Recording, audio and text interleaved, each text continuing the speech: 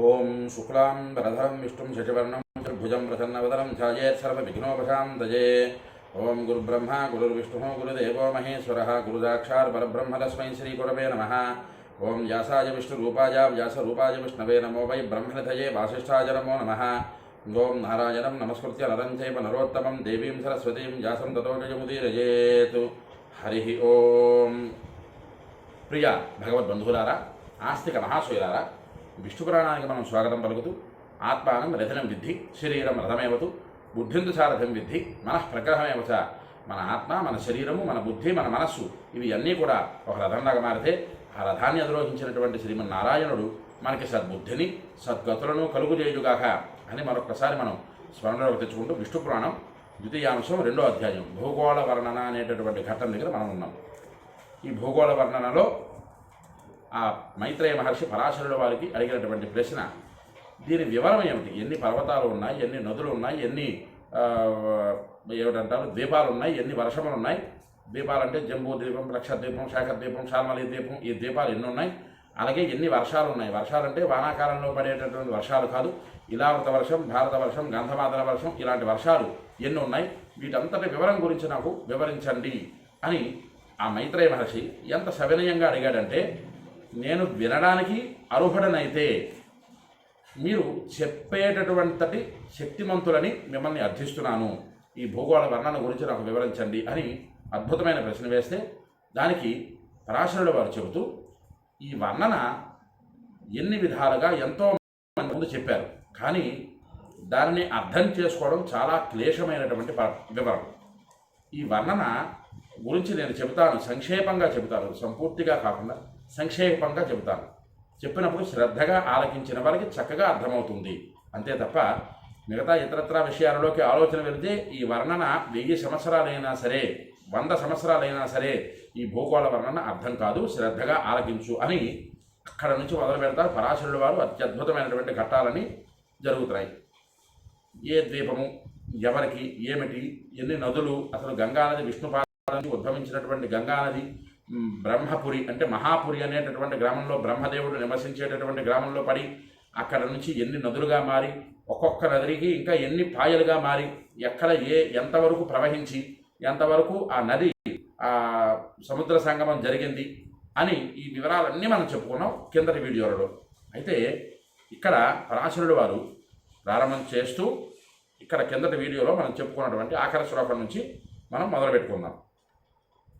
ఇత్యేతే మునివర్త్యోక్త మునివర్యోక్త మర్యాద పర్వతాస్థవ జఠరాద్యాః స్థితామేరోః తేషాం ద్వౌ చతుర్దిశం. మేరు పర్వతం ఈ ఇంచుమించుగా భూగోళ వర్ణనలో మేరు పర్వతాన్ని ఎక్కువగా ఉటంకించారు పరాశరుడు వారు. ఎందుకు మేరు పర్వతాన్ని ఉటంకించారంటే బ్రహ్మదేవుడి నివాసం ఉండేటటువంటి పర్వతం.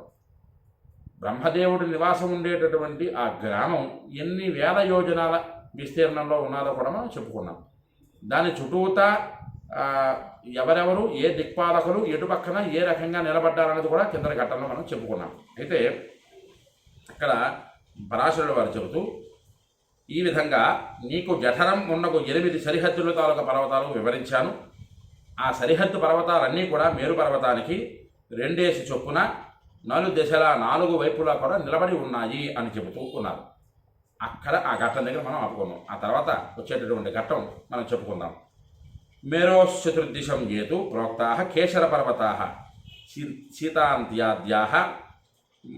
శీతాంతాద్యా మునే కేశామతీవ హి మనోరమాః శైలానామంతరే ద్రోణ్యః సిద్ధచారేణ సేవితాః సురమ్యాని తథా తాసు కాననాని పురాణి చ అని చెబుతున్నారు పరాశరుడు వారు. ఇక్కడ చాలా జాగ్రత్తగా ఈ ఘట్టం వినండి, ఎందుకంటే మేరు పర్వతానికి 4 దిక్కుల శీతాంశము అనేటటువంటి కేశర పర్వతాలు ఉన్నాయని ఇంతకుముందే నీకు చెప్పాను కదా. వాటిలో మిక్కిలి మనోహరాలైనటువంటి గుహలు ఉన్నాయి. కేశర పర్వతాలు మేరు పర్వతానికి 8 దిక్కులు ఎందు 4 దిక్కులు ఎందు ఉన్నాయి. వాటి పేర్లు కూడా కిందటి వీడియోలో మనం చెప్పుకున్నాం. ఈ మనోహరమైనటువంటి పర్వతాలు కేశర పర్వతాలు. ఆ మనోహరమైనటువంటి పర్వతాలు చక్కనైనటువంటి గుహలు ఉన్నాయి. అలాగే ఆ గుహలన్నీ కూడా సిద్ధుల చేత, చారణుల చేత సేవించబడుతూ ఉంటాయి. వాటిలో చక్కనైనట్టి తోటలు అని చెప్పారు పరాశరుడు వారు. ఇక్కడ చాలా గంభీరంగా మనం గ్రహించవలసిన విషయం ఒకటి ఉన్నది. గుహలకి సిద్ధులు ఎందుకు సేవ చేస్తున్నారు? అక్కడ ఉండేటటువంటి గుహలకి, అక్కడ ఉండేటటువంటి మనోహరమైనటువంటి ఆ వాతావరణాన్ని సిద్ధులు కానీ చారణులు కానీ ఎందుకు సేవ చేస్తున్నారు అన్నది ఇక్కడ మనకు ఒక అనుమానం వస్తుంది. ఆ అనుమాన నివృత్తి వెంటనే పరాశరుడు వారు చేసేస్తూ ఇక్కడ ఒక శ్లోకం చెబుతూ, లక్ష్మి విష్ణు యజ్ఞి సూర్యాది దేవానాం మునిసత్తమ తాస్వాయతన పర్యాణి జుష్టాని వరకిన్నెరై అని చెప్తున్నారు. ఓ మునివర్య, ముని ప్రవరుడైనటువంటి ఓ మైత్రేయ మహర్షి, అక్కడ ఉండేటటువంటి మనోహరమైనటువంటి గుహలలో కొన్ని పురాలు ఉన్నాయి. వాటిల్లో ఎవరెవరు నివసించేవారు? లక్ష్మి, విష్ణువు, అగ్ని, సూర్యుడు మొదలైనటువంటి దేవతలు అందరూ కూడా అతి శ్రేష్టములైనటువంటి మందిరాలు నిర్మించుకొని అందులో నివాసం ఉంటున్నారు. ఆ గుహలలో గొప్పవారైనటువంటి కిన్నెరులు విహరిస్తూ ఉంటారు అని చెప్పారు పరాశరుడు వారు ఈ శ్లోకంలో. ఇక్కడ మనకి తెలియవలసింది ఏంటయ్యా అంటే, గురుగారు విష్ణుమూర్తి అంటే మనకి సర్వసాధారణంగా తెలిసినటువంటి ఘట్టంగా పాలసముద్రంలో శేషపాన్పుపై శయనిస్తూ ఉంటే లక్ష్మీదేవి ఆయన పాదాల దగ్గర కూర్చొని పాదాలు ఒత్తుతూ ఉంటే ఈ రకమైనటువంటిదే మనకి మైండ్లో ఉండేటటువంటి అర్థం. విష్ణుమూర్తి లక్ష్మీదేవి తాలూకా దర్శన రూపం, దృశ్యకాత్మకమైనటువంటి రూపం.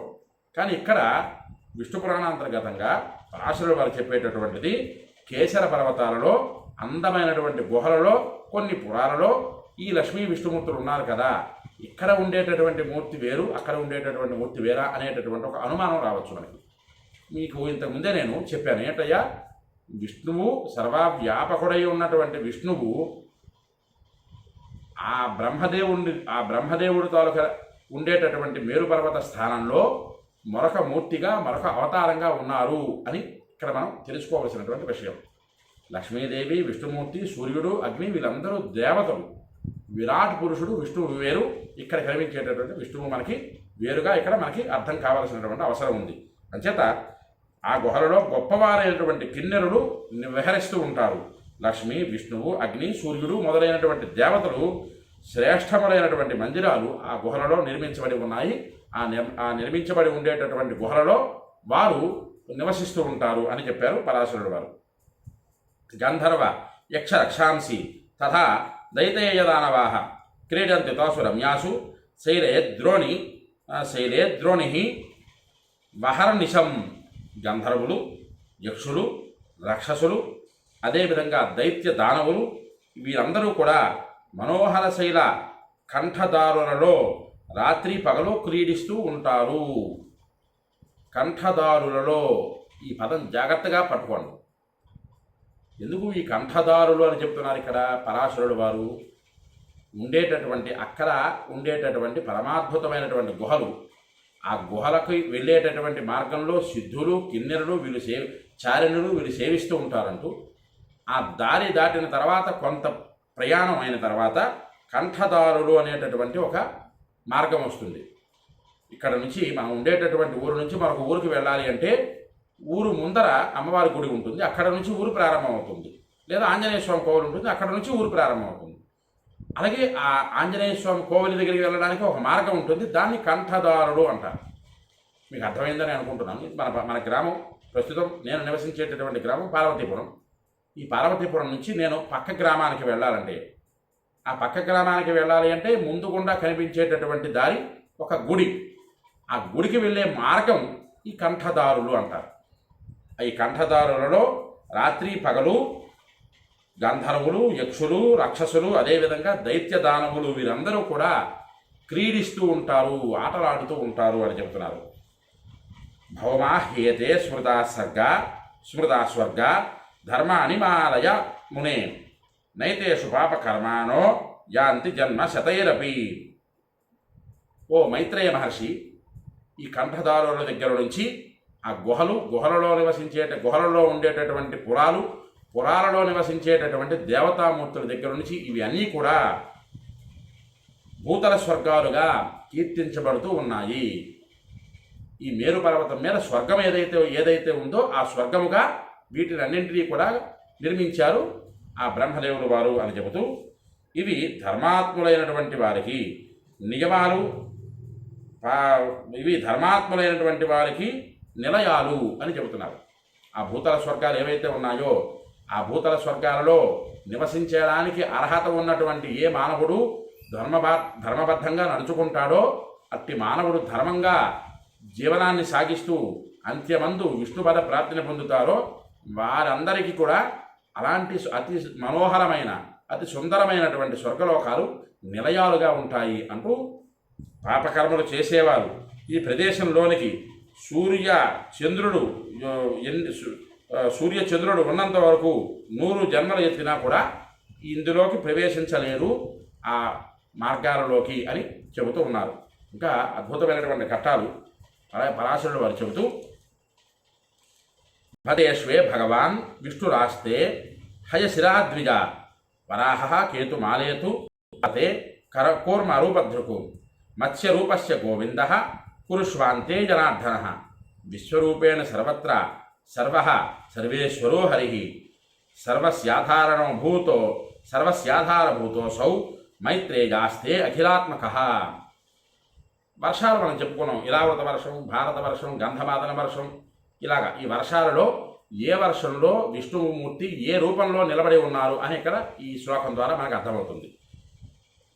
భద్రాశ్వ వర్షంలో విష్ణు భగవానుడు హయగ్రీవ రూపంలో దర్శనమిస్తూ ఉంటారు. కేతుమాల వర్షంలో విష్ణు భగవానుడు వరాహ రూపంలో దర్శనమిస్తూ ఉంటారు. భారత వర్షంలో విష్ణు భగవానుడు కూర్మ రూపంలో దర్శనమిస్తూ ఉంటారు.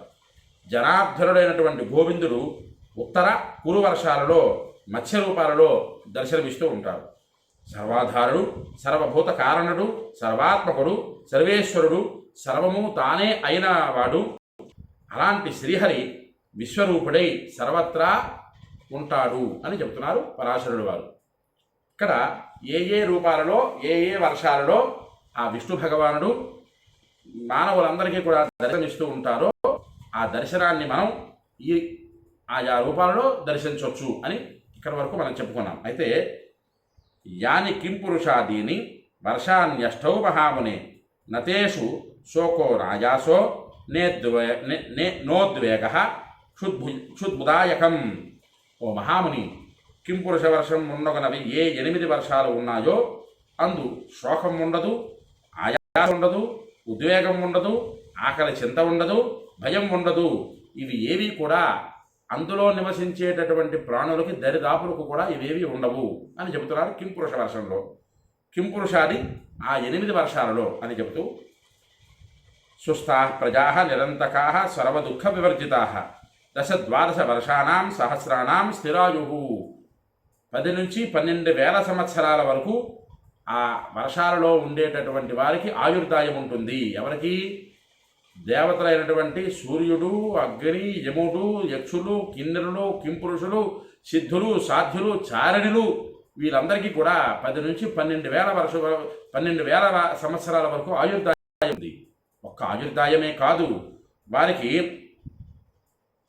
లోకము, దుఃఖము, ఉద్వేగము ఇవేవి కూడా ఉండవు అని చెబుతూ ఎలాంటి ఆరాటము కూడా ఉండదు, ఎటువంటి దుఃఖాలు కించెత్తు కూడా లేనివారై వారు అక్కడ నివసిస్తూ ఉంటారు అని చెబుతూ నతేషు వర్షేతే దేవో భౌమాన్ ఎంభసాంసి తేషు వై కృతత్రేతాదికానైవ తేషు స్థానేషు కల్పన. ఆ ప్రదేశాలు ఏవైతే ఆ కింపురుషాది వర్షాలు ఉన్నాయో ఆ ప్రదేశాలలో దేవుడు వర్షాలు కురిపించడు. అందు భూగర్భ జలాలు మాత్రమే వినియోగాలు. ఆఖరికి కృతత్రేతాది కల్పన కూడా కనిపించదు. పుట్టినటువంటి ప్రతి ఒక్క ప్రాణి కూడా బ్రహ్మ సృష్టిలో మొట్టమొదటి సృష్టి ఇది అని మనం చెప్పుకోవచ్చు. ఎందుకంటే బ్రహ్మదేవుడు నిర్మించినటువంటి ఆ మేరు పర్వతం దగ్గర నుంచి ఇంతవరకు వచ్చినటువంటి ఘట్టాలన్నింటిలో కూడా ఎలాంటి బాధ, చీకు, చింతలు ఉండవని చెప్తున్నారు. కానీ మనం అర్థం చేసుకోవాల్సింది ఏంటయ్యా అంటే మనం ధర్మబద్ధంగా ఎన్నాళ్ళు నడిచి అంత్యమందు విష్ణు పదప్రాప్తిని పొందుతామో ఆ విష్ణు పదప్రాప్తే ముఖ్యము అని పరాశరుడు వారు చెబుతూ ఇక్కడ అద్భుతమైనటువంటి వివరణ ఇచ్చారు. ఏట వివరణ? కృతత్రేతాది రూపకల్పన మనకి పెంచదు ఆయా లోకాలలో అని పరాశరుడు వారు చెబుతూ సర్వేష్వేతేషు వర్షేషు సప్త కులాచరా సద్యశ్చ శతశస్తేభ ప్రసూతాయ ద్విజోత్తమ. ఓ ద్విజోత్తమ, ఈ సమస్త వర్షాలలో ఏడేసి కులపర్వతాలు ఉంటాయి, వాటి నుండి పుట్టి ప్రవహించే నదులు వందల కొలది ఉన్నాయి అని పరాశరుడు వారు వివరించారు. ఇక్కడతో ఈ 3వ అధ్యాయం భూగోళ వర్ణన పూర్తి అయిపోయింది. తర్వాత ఎదరఘట్టంలో ఈ 2వ అధ్యాయం భూగోళ వర్ణన పూర్తయిపోయింది. ఎదరఘట్టం 3వ అధ్యాయం భారతాది నవఖండ విభాగ. ఈ భారతాది నవఖండ విభాగం కూడా పరమాద్భుతమైనటువంటి ఘట్టాలు. వాటి గురించి మనం వివరం తెలుసుకుందాం. ఈ విష్ణు పురాణాన్ని అందరూ కూడా ఫాలో అవుతూ ఉండండి. ఉన్నది ఉన్నట్టుగా ఎవరైతే భక్తి శ్రద్ధలతో ఈ పురాణాన్ని చదువుతారో వింటారో వారందరికీ కూడా విష్ణు భగవానుడి తాలూకా సంపూర్ణ కృపా కటాక్ష వీక్షణాలు కలుగుతాయి అని పరాశరుడు వారు మొట్టమొదటి అధ్యాయంలోనే మనకి చెప్పారు. కావున ఎవరికైతే ఈ వీడియో నచ్చుతుందో వాళ్ళందరూ కూడా లైక్ చేయండి, షేర్ చేయండి, మీ అమూల్యమైన మాటను కామెంట్ రూపంలో పంపించండి. విష్ణు పురాణాన్ని మీరు వినండి, తరించండి, 10 మంది చేత వినింపజేసి తరింపజేయండి. హరి ఓం స్వస్తి.